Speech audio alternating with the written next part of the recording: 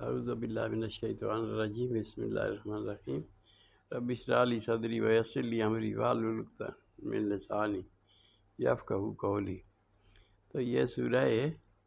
حامیم سجدہ ہے، قرآن کریم کی 41 نمبر سورت ہے۔ اس میں رب تعالیٰ کا فرمان آپ کے سامنے پیش کرتا ہوں کہ ان الذین، بے شک وہ لوگ، رب تعالیٰ فرماتے ہیں ان الذین، بے شک وہ لوگ، قالوا، جو کہتے ہیں ربنا اللہ، کہ اللہ ہمارا رب ہے، ثم استقاموا، اور پھر اس پر قائم رہتے ہیں، یعنی اس پر تتنزل علیہم الملائکۃ، تتنزل علیہم الملائکۃ، ان کے پاس پھر فرشتے بھی آتے رہتے ہیں۔ یعنی جو لوگ یہ کہتے ہیں ان الذین قالوا ربنا اللہ، کہ اللہ ہمارا رب ہے، ثم استقاموا، اور پھر اس پر قائم رہتے ہیں، تتنزل علیہم الملائکہ، ان پر جو ہے ملائکہ بھی آتے ہیں، اللہ تخافوا، وہ پھر ان کو مشورہ دیتے ہیں اللہ تخافوا، کہ نہ ڈرو، ولا تحزنوا، اور نہ غم کھاؤ، ابشروا، اور ان کو بشارت بھی دیتے ہیں،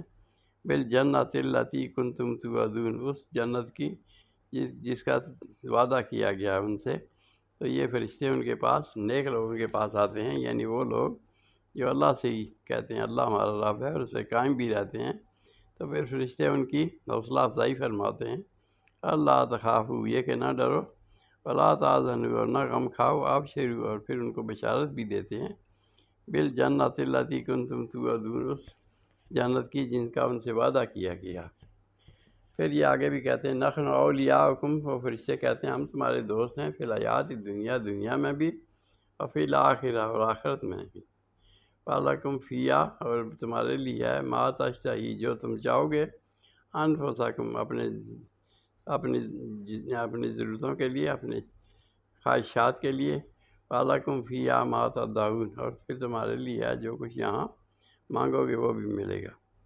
نزلا من غفور رحیم، یہ جب نزلا مہمانداری ہوگی من غفور رحیم، اللہ تعالیٰ کی طرف سے جو بخشنے والا، مہربان اور رحم کرنے والا ہے۔ تو یہ اللہ تعالیٰ پر جو ایمان رکھتا ہے اور پھر کہتا ہے کہ اللہ تعالیٰ میرا رب ہے، اس کے علاوہ کوئی رب نہیں، اور پھر فرشتے بھی اس کے پاس آتے ہیں، اس کی حوصلہ افزائی کرتے ہیں دنیا میں بھی اور آخرت میں بھی، کہتے ہیں ہم تمہارے دنیا میں بھی دوست ہیں اور آخرت میں بھی، نحن اولیاءکم فی الحیات الدنیا، ہم تمہارے دوست ہیں دنیا میں بھی، اور فی الآخرہ، اور آخرت میں بھی تمہارے ساتھ ہیں، وَلَکُمْ فِیہا ما تشتہی، اور وہ تمہارے لیے ہے جو کچھ تم مانگو گے، جو تم چاہو گے، انفسکم، اپنے جی کے لیے، وَلَکُمْ فِیہا ما تدعون، اور پھر جو کچھ تم مانگو گے وہ بھی ملے گا۔ نزلا من غفور رحیم، یہ ہے اللہ تعالیٰ کی طرف سے یہ انعام ہے۔ تو یہ اس انعام کے لیے انسان کو چاہیے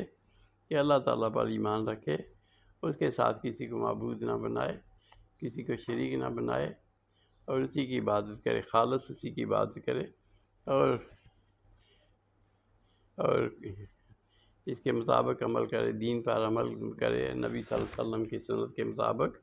قرآن عظیم کی اس کے احکامات کے مطابق عمل کرے، تو بس اسی میں بھلائی ہے، اسی میں بھلائی ہے انسان کے لیے۔ تو اللہ تعالیٰ ہمیں توفیق دے ہم کہ اس بات کو سمجھیں اور اس بات پر عمل کریں اور اسی کے پابند رہیں۔ صدق اللہ العظیم و صدق رسول النبی الکریم، ونحن علی ذلک من الشاہدین والشاکرین، والحمد للہ رب العالمین۔